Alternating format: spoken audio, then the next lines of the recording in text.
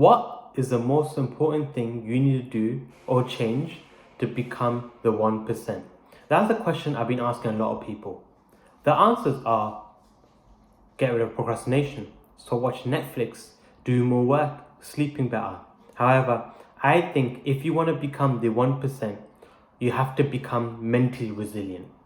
And I'm going to explain why you have to be mentally resilient to become the 1% with a story. The day is August 29, 2018. It's a normal sunny day. You can hear kids in the background playing in the park, and you can also hear cars passing by. It's just a normal day. However, for me today, it's results day. I've been studying at university for 2 years and I'm waiting for my results. And my results were supposed to come in the morning. However, I checked my phone and I can't see any email notifying me that my results have come through. I keep looking every hour and still I don't receive anything. So I wait until I receive an email at 2 p.m. saying that my results have come through. So I go on my phone and then I go to my results, do all the logins, and then I wait for the page to load. Before I get to that, I want to explain my whole backstory and the mentality I had leading up to that point. So I had a very, very victim mentality. You may ask, what is victim mentality? Victim mentality is a belief that you're always a victim and the idea that bad things will happen to you. The truth is, I used to think because I'm a first generation immigrant, because I struggled to learn English, because I couldn't speak properly, because I was short, because I had dark skin, couldn't grow a beard before, were all the reasons why bad things will always happen to me all the time. And I had a very, very tough childhood, if I can say the least. However, one point which defined this perfectly is basketball. So I really wanted to get into a basketball team in school. However, I kept getting rejected over and over again. And I thought that the reasons why I wasn't picked was maybe because I'm dark skinned, first generation, maybe couldn't speak properly.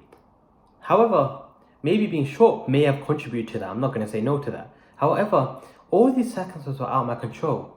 And thinking about it now, I think the reason why I wasn't picked was I wasn't doing enough drills, wasn't going to training enough, wasn't playing well enough. And that mindset and that mentality that I could change wasn't in my vision at that time. And my mentality was a victim mentality. So I'm going to go back to the story. So I go on my phone, I check my phone, I scroll through, and then I click onto my results. My hands are shaking. I'm honestly so stressed because I need these results to be good. And when I open my phone, it says I failed. What am I going to do? This is my life. I've been studying for years and years and years, going to school, going to college, going to university, and now I failed. What am I going to do? I don't even know if I'll be able to retake. And my mindset was so negative. I kind of spiraled into a slight depression because of it, because I had no idea what I was going to do in my life. And that stressed me out every single day. So what I decided to do is I decided to look at YouTube videos. So what I did was every day watch motivation videos over and over again. It would kind of boost me up a bit, but then I would go back into my depression. And then I decided watching Jocko Willink.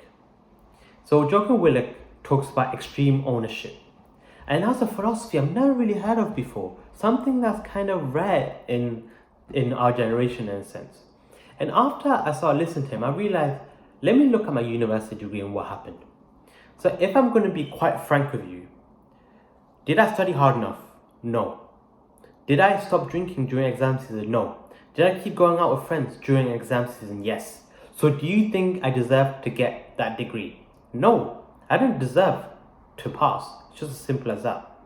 And because of that mentality, I barely got past GCSE, barely got past A levels, and now it's caught up with me in university. So I looked at it and I realized the reason why I failed was because of me. I can't blame anyone else. I didn't do the working. But at that time, I felt like I deserved to pass, even though the world doesn't work like that. And after thinking about it, I decided, let me take my circumstances into situation. So what can I control now? What I did was I applied to 100 universities. I applied over and over and over again. And I waited and waited and waited. And the normal response would be, thank you for your application. Unfortunately, we won't be proceeding with you. And I'd always just go, what more can I do? Like, what do I have to do to get a university degree? And then I applied to London South Bank University. After applying to London South Bank University, they accepted me with open arms, and I was so grateful for the opportunity. I couldn't wait to get in there. So I went in there and I studied like a madman. No one knew how hard I worked. I worked harder than anyone else. And every day I would study. I would never go out. I cut all my bad habits out. Cut all the people I wanted out. And after doing that and focusing on myself, I got the degree I wanted and I got the job I wanted. You may all be thinking, that's a bit normal, but it's not normal. The point I was at was one of my lowest points. I worked hard, and at the end of the day, I was a dropout, I was a failure, but because I took extreme ownership, I was able to work hard, own my circumstances, and get a degree and job I wanted. At the end of the day, we may not be the tallest, we may not be the strongest, and we may not be the smartest. However, we have to work with what we've got. You've got to accept the things that happen in our lives and own up to that circumstances and never let those things hold us back. The real question I wanted to ask is, this is how you build a strong, resilient mind. Just because you take extreme ownership of your life and own up to everything in your life. So don't let anyone else, let them define who you are as a person. And now the real question is, are you going to become mentally resilient so that you can become the 1%? Or are you going to let everyone else control your circumstances? Thank you. I'll see you soon.